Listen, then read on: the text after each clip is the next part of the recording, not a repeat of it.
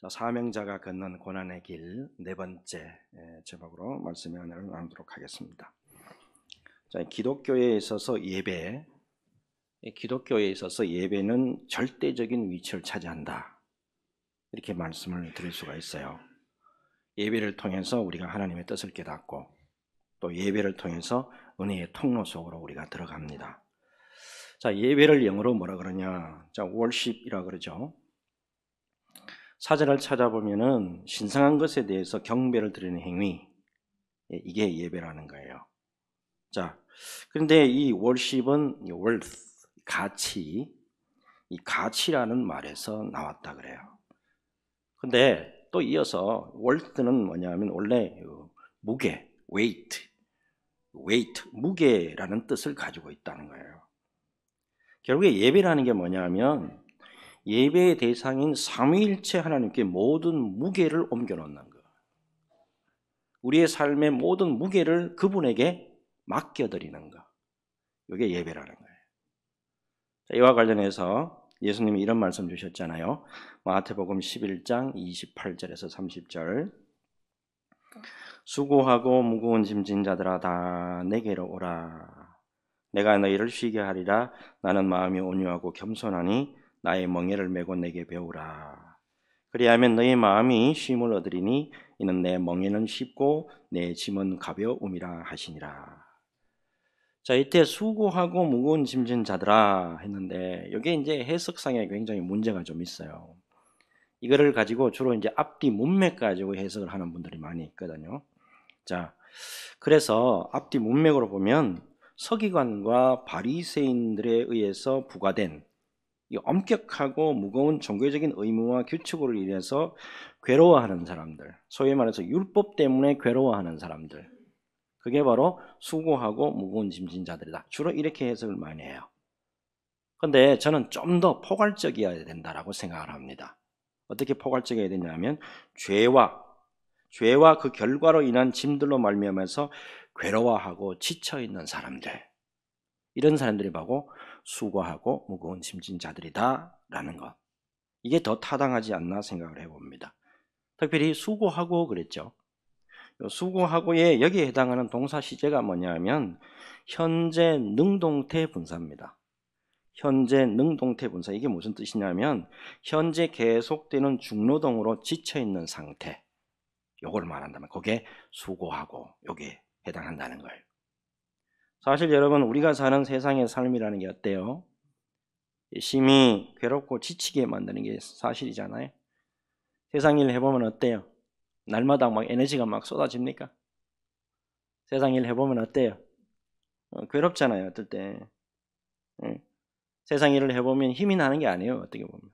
참 마지못해서 해야 될 경우가 참 많이 있잖아요.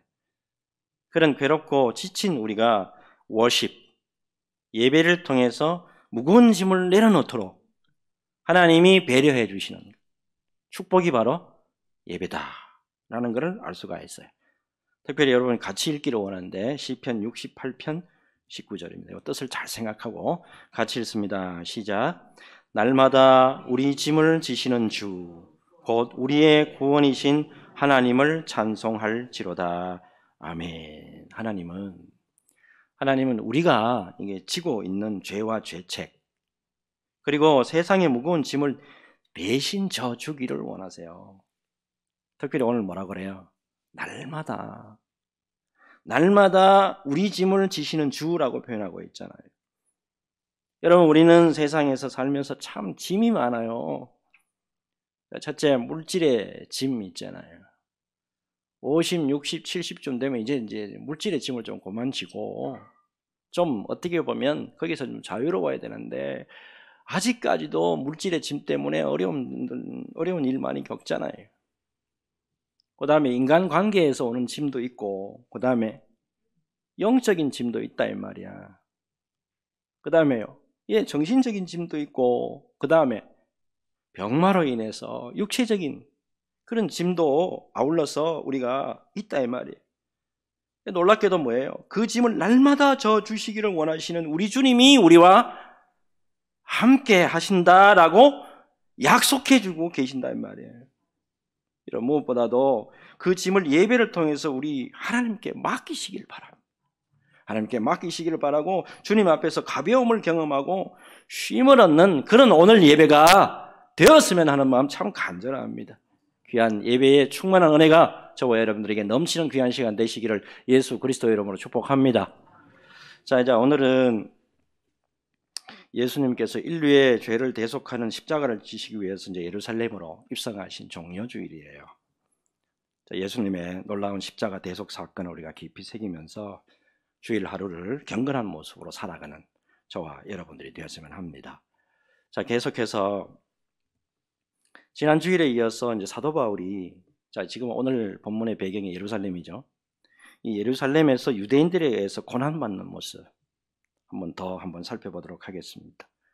예수님의 복음을 전한다는 이유예요.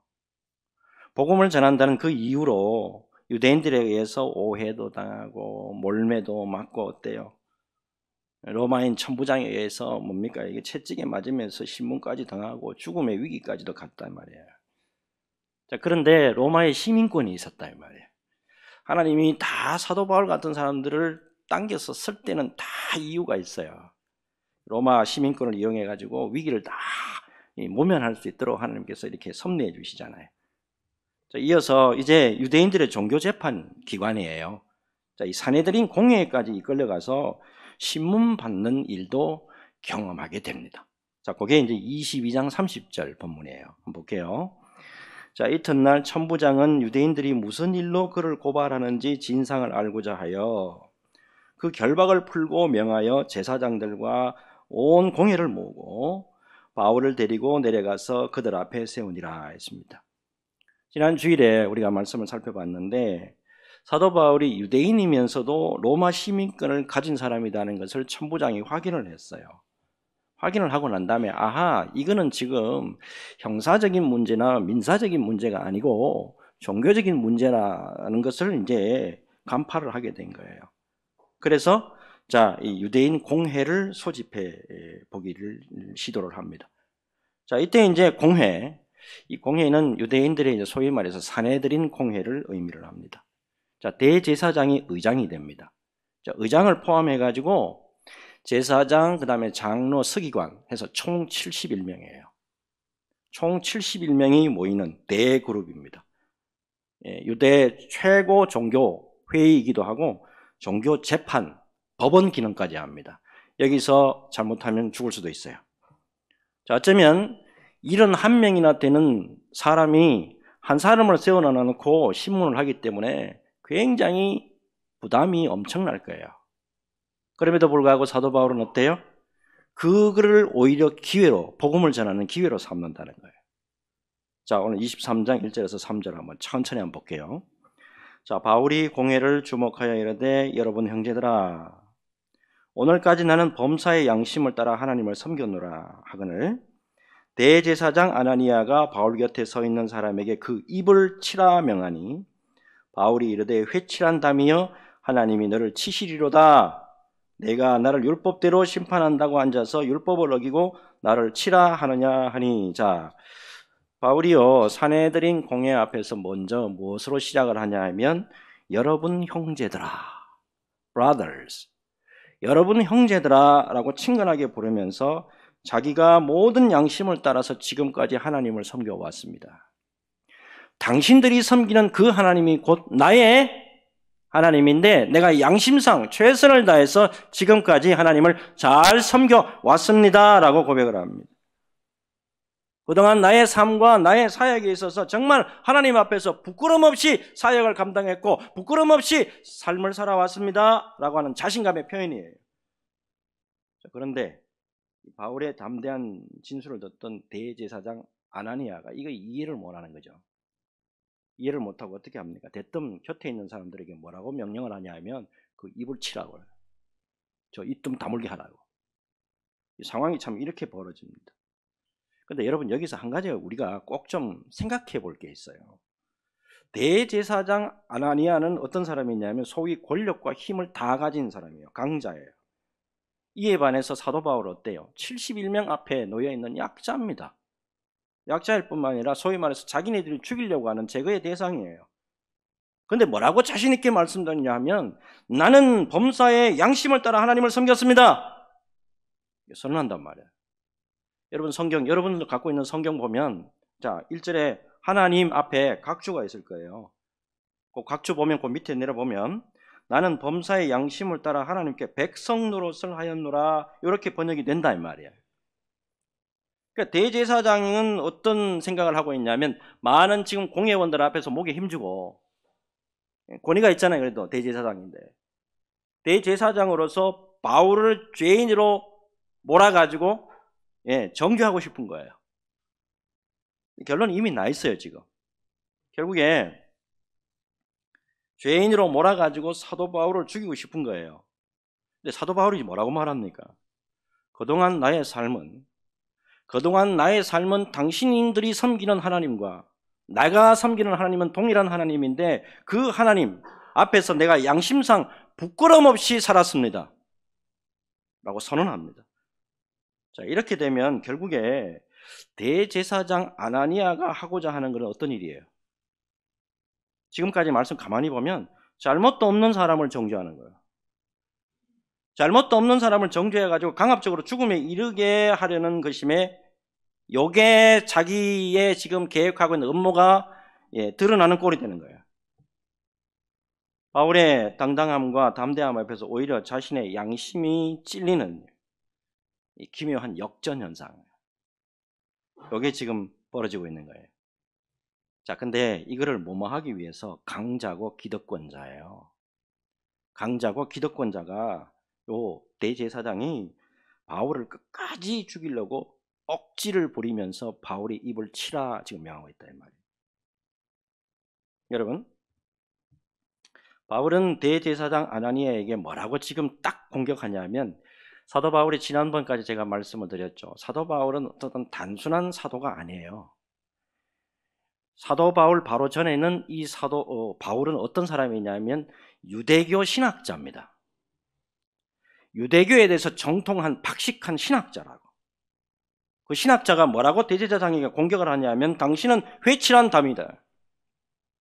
당신이야말로 위선자다라고 공격을 합니다. 레위기에 의하면 피고인의 죄가 입증되기 전에는 그를 죄인으로 취급하지 말아야 한다. 분명히 규정되어 있어요. 바울이 말하고자 하는 것은 뭐냐면 율법대로 네가 심판한다고 하면서 실제로는 율법을 거스리는 자가 바로 당신 대제사장이 아니냐라고 공격하는 거예요. 적어도 대제사장이라며, 적어도 최고의 법관이라며, 그렇다고 한다면 정직하고 공평하게 법을 해석하고 판단해야 되지 않냐? 아직 나는 죄가 확정되지가 않았어. 아직 죄가 드러나지 않았음에도 불구하고 당신이 악한 감정을 품고 나에게 비인도적인 행위를 하는 것은 그것이야말로 바로 율법을 범하는 것이 아니냐. 맞는 말이죠. 자, 이 바울의 이제 변론을 놓고 양 진영이 막 격한 감정 대립이 지금 이루어져 있는 거예요. 특별히 사도 바울이요. 아나니아가 대제사장인 걸 몰랐어요. 모르고 자기가 지금 사실은 감추고 있던 발톱을 드러내는 거잖아요. 유대 신학자잖아요. 신학자로서 그냥 바른 말을 해버렸다고. 그렇게 되니까 그 옆에 있던 공회원들의 분노를 사게 만드는 그런 역할을 해버렸다 이 말이에요. 중요한 거는 바울이 실수를 인정합니다. 바울의 실수를 인정하고 출애굽기 22장 28절을 인용하면서 자, 사과하는 모습이 나와요. 잘 보세요. 일단 곁에 선 사람이 말하되 하나님의 대제사장을 네가 욕하느냐. 바울이 이르되 형제들아 나는 그가 대제사장인 줄 알지 못하였노라. 기록하였으되 너의 백성의 관리를 비방하지 말라 하였느니라 하더라. 자, 근데 여러분 잘 보세요. 종교적인 최고의 권력을 갖고 있어요. 종교적으로 봤을 때 유대인으로서 최고의 자리에 지금 높은 자리에 올라가 있다고. 근데 자기의 실수에 대해서 사과 있어요, 없어요? 사과 없습니다. 자, 끝까지 자기 위신, 끝까지 자기 외식 지키고 사람을 죽이려고 한다. 여러분 여기서 우리가 중요한 것을 발견해야 돼요. 뭘 발견해야 되냐면 공동체에 있어서 리더가 되잖아요. 그 다음에 공동체에 있어서 지도자가 되잖아요. 이때 반드시 유념해야 될 게 있어요. 소위 완장차지요. 소위 완장을 차면 절대로 내가 완장을 찼음에도 불구하고 나는 완벽한 사람이 아니다라는 것을 이거 절대 잊으시면 안 돼. 자기 체면과 위신 때문에 내가 그래도 말이야 총회장인데, 내가 그래도 말이야 노회장인데, 이런 체면과 위신 때문에 자기가 실수하고 자기가 잘못하는 거 인정하지 않으려고 하는 인간의 약한 심리가 발동이 되는데 이게 하나님 앞에 엄청난 범죄라는 거예요. 지도자가 되는 분들은 이걸 잘 이해를 하셔야 돼요. 누가복음 12장 2절에서 3절이죠. 누가복음 12장 2절에서 3절을 보면 예수님이 직접 말씀하신다고. 위선과 외식은 반드시 드러난다고. 감추인 것이 드러나지 않을 것이 없고 숨긴 것이 알려지지 않을 것이 없나니 이러므로 너희가 어두운 데서 말한 모든 것이 광명한 데서 들리고 너희가 골방에서 귀에 대고 말한 것이 지붕 위에서 전파되리라. 아울러서 여러분 이 위선과 외식 예수님이 뭐라고 말씀하시냐면 화 있을진저 저주한다고. 심판의 대상이란 말이에요. 마태복음 23장 15절이죠. 화 있을진저 외식하는 서기관과 바리새인들이다. 특별히 이분들이 이런 사람들이 어떤 심판을 받게 됐냐면 3절을 보니까 이렇게 된다고요. 자, 바울이 이르되 회칠한다며 하나님이 너를 치시리로다. 위선에 대해서 아주 강력하게 선포하는 바울의 말씀이에요. 근데 이 바울의 말씀대로 그대로 이루어집니다. 요세푸스 역사가죠. 이 사람이 기록을 해놨는 게 있어요. 이 아나니아 대제사장에 대해서 기록을 해놨다고. 주후 48년에서 58년 동안 10년 동안의 대제사장으로 있었어요. 근데 아주 난폭하고 아주 거만하고 약탈적인 성향의 사람이었다 기록하고 있어요. 근데 특별히 이 사람이요 로마 권력가에게 붙어 있었어요. 종교 지도자가 로마 권력가에 붙어 있으면서 친로마 정책을 폈는데 유대인 극우주의자들이 가만히 있었을까요? 유대인 국수주의자들 절대로 가만히 안 있었고 비난하고 있었다고요. 그러다가 주후 66년이 돼가지고 유대인들이 로마에 대해서 반란을 일으키게 됩니다. 이때 제일 먼저 죽은 사람이 이 사람이에요. 어디 이방인 로마에게 들붙어가지고 권력을 행사하냐. 성난 군정들이 제일 먼저 죽인 사람이 대제사장 아나니아예요. 여러분, 예수님 앞에서 바른 믿음을 지키고 예수님 앞에서 진심된 모습으로 산다는 거 굉장히 중요합니다. 사도 바울의 고백의 말씀을 다시 한번 새겼으면 좋겠습니다. 여러분 형제들아, 오늘까지 나는 범사의 양심을 따라 하나님을 섬겼노라. 노년에 자식 있었기 때문에 아주 어려움을 당하게 됐던 어느 원로 목사님이 생각이 나요.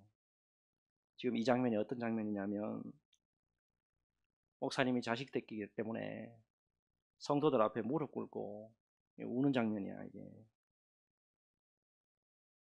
목사님의 자녀가 교회 헌금이 있잖아요. 교회 헌금을 횡령하는 바람에 언론에 두드려 맞고 사회적으로 큰 지탄을 받았는데 원로 목사님이 직접 올라갔어요. 강단에 올라가가지고 여러분 내가 자녀를 잘못 키워가지고 오늘날 예수님과 교회 앞에 엄청난 죄를 지었습니다. 저를 용서해 주시기 바랍니다. 자식 새끼는 한 번도 안 올라왔어요. 강단에. 진심으로 눈물을 흘리는 그 모습 아직도 눈에 선해요. 여러분 하나님은 우리의 일거수일투족 모르는 것이 없는 분이에요. 나의 생각과 나의 모든 언행심사를 다 아시는 주님 앞에서 가면 서지 마시고 포장하지 마시고 위선이 아니라 정직하고 신실하게 믿음 생활 잘 감당하는 저와 여러분 되시기를 바랍니다. 이 은혜로 끝까지 변함없는 믿음의 자리에 서시기를 예수 그리스도 이름으로 축복합니다. 이제 다음 말씀 넘어가겠는데 이것도 굉장히 좀 어려운 부분이에요. 6절에서 8절 보는데 바울이 그중 일부는 사두개인이요 다른 일부는 바리새인인 줄을 알고 공회에서 외쳐 이르되 여러분 형제들아 나는 바리새인이요 또 바리새인의 아들이라 죽은 자의 소망 곧 부활로 말미암아 내가 신문을 받노라. 그 말을 한즉 바리새인과 사두개인 사이에 다툼이 생겨 무리가 나누어지니 이는 사두개인은 부활이 없고 천사도 없고 영도 없다 하고 바리새인은 다 있다 함이라. 자, 바울이요 공회에서 실제적으로 지금 대제사장을 지금 비난을 했잖아요. 자, 여기에 대해서 일단 사과를 했단 말이에요. 사과는 했는데도 불구하고 공회의 지금 분위기가 심상치가 않거든요. 자, 여기서 이제 빠져나가기는 빠져나가는데 어떤 식으로 빠져나가냐 하면 공회원들 사이에 사두개파 사람들하고 바리새파가 모여 있단 말이에요. 자, 이 신학적인 것을 이용을 합니다. 부활을 믿는 바리새파, 부활을 믿지 않는 사두개파들 간에 신학적인 논쟁을 딱 유발시킨 다음에 바울은 쏙 빠지는 거예요. 그러면서 위기에서 벗어나요. 근데 이 부분에 대해서 이제 여러 해석가들의 해석을 들여다보면 아무리 어려운 상황이라고 할지라도 사도 바울이 사두개파하고 바리새파 사람들에게 싸움을 붙였잖아요. 논쟁을 붙이고 분쟁을 붙였잖아요. 이거는 좀 부정적인 게 아니냐 이렇게 보는 관점이 많아요. 당시에 사두개파 유대인들 인간의 의지를 상당히 중요시했습니다. 인간의 어떤 공로 이거 굉장히 의지를 많이 했다 이 말이에요. 근데 바리새파는 반대예요. 하나님의 예정과 하나님의 뜻과 하나님의 섭리 이거를 더 강조했어요. 특별히 종말론적으로 봤을 때 사두개인들 부활을 아예 안 믿었어요. 유대교인데 부활을 아예 안 믿어요. 근데 바리새파 사람들은 영혼불멸 그리고 육체의 부활을 믿었단 말이에요. 또한 영적으로 제사장들과 사두개인들은 천사와 악마 이걸 아예 안 믿었어요. 없다라고 생각했다고. 근데 바리새인들은 천사와 영을 다 믿었다 이 말이에요. 사도 바울 바리새인이었잖아요 원래가. 그래서 뭐라고 딱 지혜롭게 이야기를 하냐면 내가요 부활을 있다고 믿고 있고요 부활이 있다라고 주장했기 때문에 내가 지금 이렇게 핍박받고 있습니다 라고 합니다. 자, 이때 구절을 보시면 공회원 중에서 이런 말을 하는 사람이 나타나요. 자, 봅시다. 크게 떠들세 바리새인 편에서 몇 서기관이 일어나 다투어 이르되 우리가 이 사람을 보니 악한 것이 없도다. 혹 영이나 혹 천사가 그에게 말하였으면 어찌하겠느냐 하여. 자, 이것 때문에 이제 사두개파하고 바리새파하고 막 분쟁이 일어납니다. 자, 이렇게 분쟁을 일으키게 된 거 사도 바울이 잔머리 굴리고 사도 바울이 뭔가 사도답지 않는 그런 행동 아니냐라고 보는 분들이 꽤 많아요. 근데 중요한 거는 예수님이에요. 예수님이 11절 되면 예수님이 나타나시잖아요. 환상으로 나타나시는데 예수님이 야, 너 왜 사도가 돼가지고 쓸데없는 짓 했냐? 라고 책망 안 하셨다 이 말이에요. 요거를 어떤 관점을 보시냐면 특이한 관점인데 두 진영이 분쟁하잖아요. 사두개파, 바리새파가 막 분쟁하는 바람에 사도 바울이 예루살렘에 지금 있는데 더 이상 예루살렘에 이제 있으면 안 되게 되는 거예요. 이렇게 자연스럽게 예루살렘이 아니고 로마로 옮겨가게 되는 거예요. 이렇게 하나님께서 섭리를 해 주신다는 것을 발견하게 됩니다. 여러분 하나님은 바울과 함께 하시는데 분쟁과 어려움과 고난을 다 겪게 하십니다. 딱 겪고 하고 난 다음에 결국에는 하나님의 뜻대로 되도록 하나님이 섭리해 가시는 것을 우리에게 보여주고 있다 이 말입니다. 제가 이 말씀 보면서 제가 이제 신학 공부 하게 된 직접적인 계기가 생각이 나더라고요. 제가 당시가 28살이었어요. 직장 꽤 재밌게 잘 하고 있었습니다. 나름대로 자리를 잘 잡고 있었고. 근데 갑자기 저를 낳아주신 지금 이제 강원도에 계신 어머니가 25년 만에 갑자기 나타나셨어요. 나타나시는 그 자리에서 어머 보고 싶었다 이게 아니에요. 제일 먼저 하시는 이야기가 뭐냐면 니는 목사 될 사람이니까 모든 거 다 내려놓고 신학 공부하러 가자. 25년 만에 만났는데 엄마가 그런 말을 하더라고요. 야, 그때부터 제가 이제 마음속에 엄청난 부담이 오더라. 자, 이 이야기는 듣기는 들었는데 저를 길러준 아버지하고 어머니 얼굴을 보니까 입이 안 떨어지는 거예요. 너무 힘들었다고. 1년 동안 설득에 들어갑니다. 근데 전혀 요동함이 없으셔. 그동안에 우리가 너를 어떻게 길렀는데 우리는 다른 가정에 너 못 보낸다. 그리고 좋은 직장 가지고 있는데 그리고 왜 쓸데없이 고향 떠나가지고 서울로는 뭐 하려고 하냐. 그게 어른들의 완강한 반대의 대부분이었어요. 근데 갑자기 제게 이제 병이 찾아온 거예요. 이 하복부 아래가 염적으로 말미암아서 썩어 들어간 거예요. 문제는 좋은 항생제를 쓰잖아요. 좋은 항생제 쓰면 제가 이제 여러 번 아파봤거든, 그 부분이. 근데 항생제 쓰면 한 일주일 정도만 하면 나았어요. 근데 한 달이 넘도록 안 낫는 거예요. 한 달 넘도록 회사에 못 가요. 자, 항생제를 맞는 가운데 문제가 더 심각해집니다. 오랫동안 이 하체 이 부분이 썩어져 가니까 장가를 가더라도 애를 못 낳을 수 있습니다. 이게 한 달이 지금 지나갔는데 당신 더 길어지면 죽을 수도 있습니다. 여기까지 온 거예요. 이렇게 되니까 제 고향의 어머니하고 아버지가 손들더라고. 특이한 거는 그래 가거라. 이러다가 애 죽이겠다. 그래 가거라. 이러다가 애 죽이겠다. 이런 고백이 나오고 난 다음에 바로 그 다음 주일이에요. 약발이 듣기 시작하더라고. 약발이 듣기 시작하고 통증과 염증이 사라지고 제 병이 다 나았습니다. 그 다음에 대학에 입학했습니다. 하나님의 오묘한 섭리를 깨닫게 됩니다. 여러분, 복잡하게 얽혀있는 문제들이 있어요. 그리고 논쟁하고 다툼 이런 것 하나님이 놀라운 섭리함으로 역사해 주셔가지고 그 모든 것을 통해서 하나님의 뜻을 이루어가는 그런 모습을 제가 경험할 수가 있었단 말이에요. 여러분 믿음 생활하는 가운데 하나님이 당신의 놀라운 섭리로 우리를 간섭하신다는 것. 우리의 삶이라는 것은 우연이라는 건 하나도 없어요. 우리의 삶 전체가 왜 이런 일을 당해야 됩니까? 왜 이런 내가 병마를 겪어야 됩니까? 다 하나님의 우연이 아니고 다 필연 속에 들어가 있다는 거 여러분 기억하시길 바랍니다. 언제나 하나님은 선하시고 하나님은 언제나 좋은 길로만 인도하시는 우리 선한 하나님이라는 걸 꼭 기억하시고 주 안에서 믿음 흔들리지 않는 저와 여러분 모두가 되시기를 예수 그리스도 이름으로 축복합니다.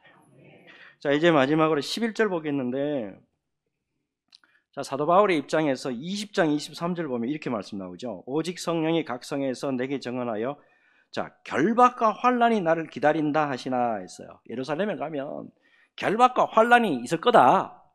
이미 다 알고 왔어. 근데 이 정도로 힘들고 이 정도로 어려울 줄은 몰랐다 이 말이에요.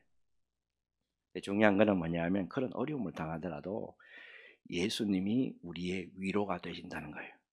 11절 같이 읽습니다. 같이 읽습니다. 시작. 그날 밤에 주께서 바울 곁에 서서 이르시되 담대하라. 내가 예루살렘에서 나의 일을 정언한 것 같이 로마에서도 정언하여야 하리라 하시니라. 아멘. 사도 바울이 감금된 것이 뭐냐면 안토니아 성이라고 알려진 곳이에요. 안토니아 성의 감옥. 자, 무엇보다도 복음과 복음의 전파 때문에 고난당하고 있는 사도 바울에게 예수님이 직접 나타나 주셨다는 거. 이거 엄청난 위로 아니겠어요? 물론 뭐가 이제 확실히 생각이 되면 예루살렘 여기가 끝이 아니구나. 예수님이 뭐라 그랬어요? 나의 일을 정언한 것 같이 예루살렘에서 로마에서도 네가 정언해야 하리라. 여기가 아니고 나 오늘 로마에 간다. 나 여기서 죽는 게 아니다. 나 여기서 죽는 게 아니고 나는 로마로 가야 돼. 이것까지 알게 된 거란 말이에요. 오늘 말씀 보면 어때요? 주님 앞에서 사명 온전히 감당하고 주님 앞에서 직분 온전히 감당하고 주님 앞에서 사역을 온전히 감당하고 있으면 반드시 예수님이 바울 곁에 서서 그랬어요. 바울 곁에 서서 반드시 우리와 임마누엘 되어주시고 끝까지 성령의 은혜와 능력으로 붙잡아 주신다 라는 것을 믿음으로 받으시기를 바랍니다. 찬송가 388장이죠. 이 찬송이 제가 굉장히 좋아하는 찬송인데, 자, 비바람이 칠 때와 물결 높일 때에, 이 찬송이잖아요. 이 찬송은요 찰스 웨슬리가 작사한 거예요. 자, 찰스는 형이 누구죠? 찰스 웨슬리의 형, 존 웨슬리잖아요. 요한 웨슬리. 같이 형제가 미국에 선교를 갔어요. 미국에 선교에 갔다가 실패하고 돌아온 거야. 자기 딴에는 많이 배웠고, 옥스퍼드에서 공부했잖아요.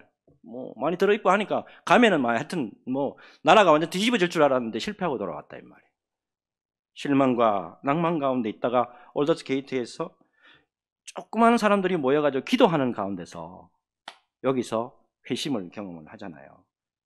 자, 며칠 후입니다. 어느 날 이제 비바람이 막 치는 날인데 창가에 찰스가 서 있었어요. 근데 참새 한 마리가 막 날아가다가 놀랍게도 찰스의 품으로 들어온 거예요. 찰스의 품으로 들어와가지고 딱 앉아있는데 바로 화닥닥 하고 날아가지 않고 거기서 잠시 쉬었다가 날아가는 것을 경험을 해요. 이거를 보고 참새와 같은 자신을, 참새와 같이 보잘것없는 우리를 예수님이 이때까지 보호해 주시고 계시는구나 깨닫고 작사를 했어요. 1절과 2절 한번 볼게요. 비바람이 칠 때와 물결 높일 때에 사랑 많은 우리 주 나를 품어주소서. 풍파 지나가도록 나를 숨겨주시고 안식 없는 곳으로 주여 인도하소서. 나의 영혼 피할 때 예수밖에 없으니 혼자 있게 마시고 위로하여 주소서. 구주 의지하옵고 도와주심 비오니 할 수 없는 죄인을 주여 보호하소서. 아멘입니까? 여러분, 믿음의 길을 가면서 우리 주님이 언제나 우리 곁에 계시고 언제나 변함없이 동행해 주신다는 사실, 이것보다 더 큰 복이 없고 이것보다 더 큰 은혜가 없는 거예요. 여러분, 우리 주님이 함께 하신다는 거, 우리 주님이 나와 함께 하신다는 거, 이거 우리가 모든 것을 다 가진 것이다 라는 것을 여러분 믿음으로 받으시길 바랍니다.